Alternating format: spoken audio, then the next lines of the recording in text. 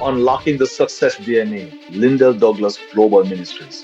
He is a financial planner for over 20 years. He also has a bestseller book on Amazon. It's called Five Steps to Financial Freedom. It's a biblical guide. Success is already coded in our DNA. We just need to unlock it. Hi, I'm Marsha Douglas, and welcome to another episode of Success DNA. With me today is my guest, Wray. Today we're going to talk a lot about him, getting to know him in more detail, understand what fuels his passion, and just some advice that he'll give to our viewers. Mr. Wray is a career investment banker who has held senior management positions in commercial and merchant banks in Jamaica for over 20 years. Mr. Wray's areas of expertise and specialization are in marketing, investment advisory, corporate finance, and structuring in the Jamaican and Caribbean financial services markets. Mr. Wray has distinguished himself as a well-respected banking professional in Jamaica and the Caribbean, having worked and represented the region's banking industry for almost a decade. So, Mr. Wray, welcome to our session. Thank you. Happy to be here. Good to have you. All right, so my first question, if you could summarize who Wray is in a couple of words, what would you say? Sort of a regular type of guy who sort of understands where I am. Hopefully at all times, but let's call it at most times. As far as the person is concerned, I have learned a lot over the years, and I continue to learn because it's my philosophy that by the time we leave this world, we wouldn't have learned anything relative to what's in the space. So I learn as much as possible from everybody who I interact with, whether it's from a business standpoint or from a personal standpoint.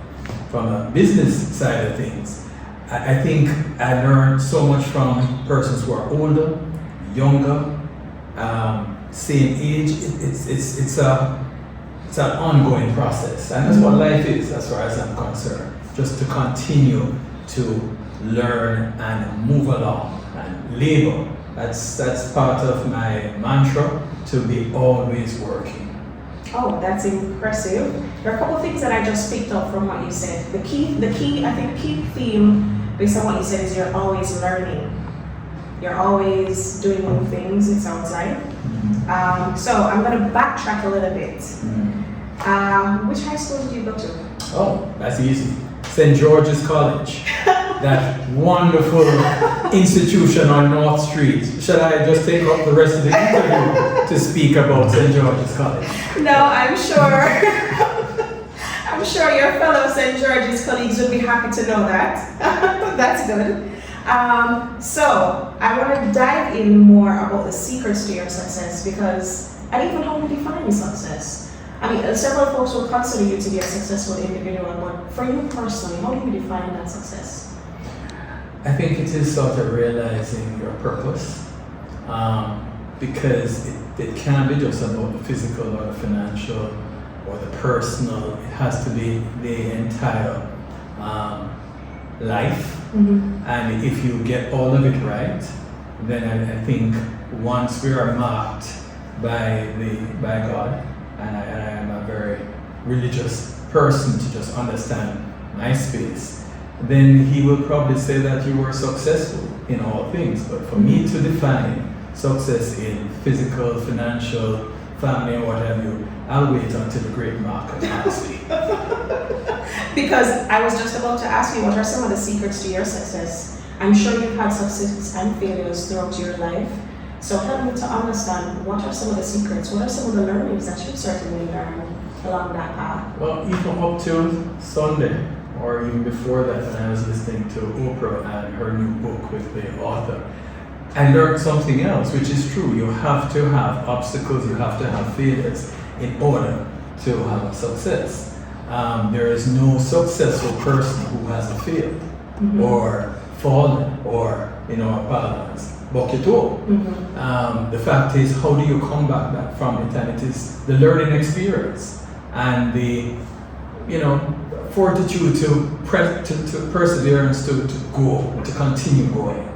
And that, I believe, is how I define achievements and success. I'll just hold it there because I know where you're headed there. So I'll allow you to go on your own terms. Well, come with me. So that brings me to my next question. I want to dig a little bit deeper. Can you share of an experience where you'd say it was a failure, but you learned something from that? How did you overcome that experience? What were some of the secrets that you used or you've taken from that experience that has actually propelled you into other experiences? Well, let's put it this way. My mother, God rest her soul, did everything for me, inclusive of making sure that I had a good education and I got a good job. And you know, our parents from the past, but our parents in my generation, it was important to get a job and be a 10, 20, 30, 40 year veteran working in the same company. Yeah. So I know where she was going, and she made sure that our one son was able to get a good opportunity, a little, like we all do. We need a little help to get us up, and then it is on our own mission to move along. And what I did learn from her was that, all right, now that you've gotten a good job, I want you to keep it because you need to show that you can always achieve. That's good. Now, what happened to me, let's say in the year 2008 or 9, we had an issue at the bank. And I call it an issue because I believe that there are certain things that could have been done differently. But needless to say, I resigned from First Global Bank. That was the worst thing that could happen to my mother. Yeah. Because what you're going to do, Exactly. you not get the job, look how you did, you come from so far, and and it was on and on. And every time I spoke to her, I said, Mommy, you kind of put it in back here because I'm here looking to move forward, and you're telling me, but you know how nothing now. And I didn't think about it. It's after a while when I, reinvented myself. Well, I didn't think I reinvented myself. I continued myself, but in my, what I would call the opportunities that I believe I could take advantage of. And even then I said, if I were to have listened to her, which I have always done, I might have pulled back and gone in a different direction. Instead, I went to the entrepreneur route. I decided I don't need a job. I can create one and what have you. So I learned that even when in that time when I didn't even realize this thing is bad, which is what my mom was saying. This thing was great for me because no longer did I have to talk about being a 40-year veteran in banking. You read those things. Yes. And I said, I'm a veteran. Exactly. A veteran. Okay, that means that you know nothing else but this. But that. Yeah. So it allowed me to spread my wings and to realize potential, not potential of somebody else, but what I could make. And that is what a lot of people need to recognize, that life is what you make of it. And it isn't what is dished to you or what you need to do. We can all make a better life, different life, wonderful life for not only ourselves but those around us, family, friends, community, country. It's up to you what you want to do, and we shouldn't allow that to stop us from taking advantage of opportunities. So I believe that one was probably the one that I could look back on. When I was in it, I was just focused on moving and doing. Now I can say, no, I've learned something. I've learned what it is to live a life on your own terms. Joe. Many people can't say that, but you're not a man that is not accustomed to change. Alexa Birdie told me that you were once living overseas and you made the big step to return back to Jamaica. So what influenced that kind of a change? I remember one thing that influenced me most. In living in DC, we're not used to snow and cold. Half an inch, 1 inch, maybe 2 inch worth of snow. And you get 3 inches worth of snow, you have a melt, and you have ice, and you go down to chip the ice. That was like, no, this is not seasoning. So that's a simple one. But you could have gone anywhere, warmer climate, but I remember that one to say, make up my mind. I have to go back to my mom, my mother, and don't forget Daddy. But you see, mommy was always, I'm this way. Yeah. And she wanted me to, learn everything going forward so that I can, and she didn't determine whether I'm going to stay there or come back. And I didn't predetermine. I think what happened was I just never did saw myself as living, growing in the United States where I studied. Studied and worked. But still, there was something that says this is all a part of something else. And we're able to make that something else. It just so happened to be in Jamaica. So I didn't take necessarily a conscious step. I just took, well, this is what my life is. I'm going up, I'm getting experience, I'm going to study, and then I'm going to come back. And I'm not going to say I'm going to come back and do great things. Yeah. I'm going to come back now and I'm going to realize the potential that was realized in the States. And that's the truth. I can't tell you that I was this patriotic person that says, Jamaica forever.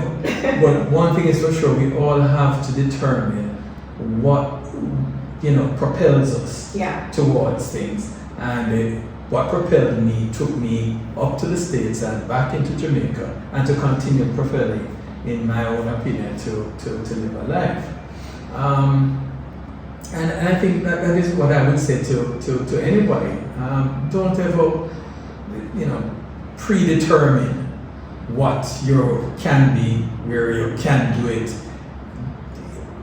Build, learn, change.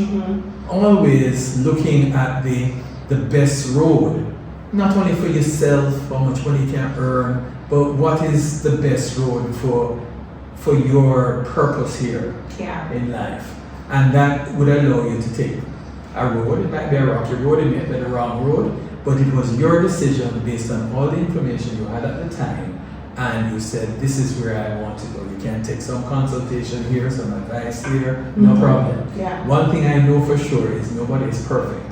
No information is perfect enough to say that this is the right road. If that was the case, all of us would be here. So you assess, analyze, and you make your decision and you go. And you always know that you can always change if you make the wrong decision. Hopefully you don't have to go all the way back down the road, but you can chart and take another road and it will get you there. I remember an old boss of mine, Elon Beckford. One thing I heard from him, many people said, but he said that if you don't know where you're going, any road will take you there. And that's one of the things I took with me through life, that you need to choose the road because of a particular reason and then take it. But if you don't know where you're going, choose anyone and it will take you where you want to go. Exactly. Yeah. Sorry to go far, but that is all to tell you that I just think that I just made the road back to Jamaica as the one that I chose for myself. No big to do about anything else but except about my choice. Good. Has it paid off? Oh yeah. Well, I'm never going to tell you my life hasn't paid off, and everything good, bad, and ugly that has been in my life, as far as I'm concerned, has paid off. And the only person who is going to tell me it has not paid off, as you know, is a great marker. And I said, God, look how much things I have done. Look how many people. Look how much money I have. What do you think? And he said, no, you don't really get much credit for that. I think you're at 3 out of 100 right now. That is who we should really determine. That's when the real scoring begins. Exactly. So do what you need to do it right, and just keep doing it until your time is up. Thank you. You dropped several nuggets, especially for folks who are on the cusp of making a change. I appreciated that feedback. So I want to shift gears a bit and talk a little bit more about Jamaica. How would you describe the business climate right now in Jamaica? And again, I'm very existential. So the business climate now versus business climate before, what have you, there is just one business climate, and that is those who are here, who are progressive enough to see opportunities that they believe they can contribute to will succeed. I've learned so much from the young entrepreneurs, because you see, older folks think the young people don't know what they're doing, and the young people think that the old people living in times gone by. But what I've realized about young entrepreneurs or entrepreneurs in general is that I'm not an entrepreneur. I made this little banking that says I'm a risk manager, or I prefer to educate and make people understand the decision they're about to make, which is what a good banker is supposed to do. And not tell them, I'm a banker, this is what you need to do, or this is what you have to do. Yeah. Entrepreneurs see they have a vision, they have a purpose. I work with so many entrepreneurs on boards now that when they tell me what they see down the road, I look, and I can't see what I'm talking about. Some of them can sit through walls, some of them can sit around corner, but all I see is right in front of me. What I do like is that with their passion, I will walk with them, and I say it's a process. Yeah. So if you see that and I can't see it, it must mean that it is hidden somewhere, but I'll walk with you through the process so that we can be able to realize it. And I've met a lot of entrepreneurs that have allowed me to walk with them and trust in my processes as I have trust in their vision. And when I say the vision you see is actually after you drop down in the cliff, so you might want to recalculate, and I go, oh, all right, I didn't think about that, because he keeps on seeing it and not seeing, you never see the bridge, you don't see the drop, but at least I see it. Yeah. So we work together, we work hand in hand, and when you look in the Jamaican environment versus any other business environment, that rule, philosophy, policy, process has to be the one that you're going to incorporate in making a success. So to summarize, yeah, all of those are possible in Jamaica, but you have to have the mind for it. You have to work with the persons who will make you good enough to get there without whichever seat you drive, whether you drive in the back seat, passenger seat, or the driver's seat. You know, everybody is driving in one car, but you need the persons in there to contribute in their strengths to it. So having a great idea, having a business or money to invest in it, all of those by itself don't create that great business environment that you're going to be benefiting from. But certainly from the environment in terms of what people are trying to do, whether it is government, whether it is private or public sector, whether it is individuals, entrepreneurs, what we all have to do is to have the right team members to take advantage of the environment. Certainly, we're not in an environment that is a bad environment, a terrible environment. But even a bad environment, terrible environment, people do well. So you have to determine what is your well that you want to do, and then choose the right persons or circumstances to come together and make that environment the best environment that possibly you can have for your business. So it's good. It's good as long as you're going to do it right. Yes. It's bad if you're going to just drop an environment and everything is just going to lift you. Yeah. Which I'm just going, be facetious with that. But yeah, I have to say that it's an environment that is strong enough for anybody, whether it's a returning Jamaican, we call them foreigners, but a non-Jamaican who sees an opportunity here, it will benefit both because they have that plan and that modus operandi to be successful. Now, I know we have quite a few of our viewers that's interested in entrepreneurship, but they might be fearful, two, they don't know how to start. What are some of the advice that you give to young persons, young or old, who want to start entrepreneurship? They have that zeal, they have that enthusiasm, but they just don't know how to start or where to start. What are some of the advice that you'll give to them? Well, you must start with an idea and a vision.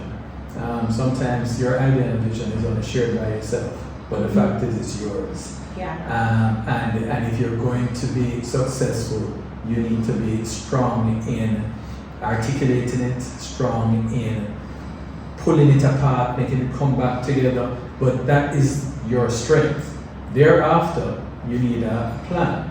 And there are lots of persons who will help you to plan. If you're not able to plan, there are a lot of persons who will account for the plan, those accountants and whatever. And structures are important because it is the process, in my opinion, by the way, because I'm very sort of process oriented. It's the process of how you take an idea and bring it to fruition, whether that fruition is that you just want to leave this with people, or you want to create value that will be accruing to shareholders, meaning the entrepreneur, your partner, and of course the public at large, because we're going to get this great product or service that is coming out of this vision that you have. So all of those things again are coming into making it the right way. So an entrepreneur is never to move away from, but to encourage people to buy into, to take it apart. But from a point of view of, here, this is what we can do together. And that is how they can be successful. Stay true to yourself, get true investors, not just in terms of money investors. Boy, you're good, all right, here's some money, but do everything from it. No, it's more like, I'm interested, I have some money, let's talk about it, let's talk about that plan, let's work it. That is how that entrepreneur can really make the potential of their idea. Just an idea. Yes. Just It that begins to with an just idea. plant it, but nourish it. Put ingredients or inputs into it. Get the right And even when it is not growing, determine, that was a bad seed. It was, maybe it needed something else. Maybe it was in the wrong soil. Maybe it was not getting enough water or whatever. There are other people who can tell you, well, you don't need that, you might need this. And that will continue the growing process. It always comes after a process, no matter how you tear it apart. No secret formula, just process and learning. Awesome. Learning process. Again, we're coming back to the theme of learning and constantly learning and evolving. It has been an absolute pleasure, Wayne. Thank you so much for sharing so many bits of knowledge from certainly your experience. I'm hoping you could take away something from our session today. Thank you so much. Thank you. If your business is failing, there's something that is not at equilibrium. Because in that same business, there's several persons in that business who are successful. So why are you not successful? So it's not the business. It's not the business. It's that you have not found equilibrium. You're doing something wrong.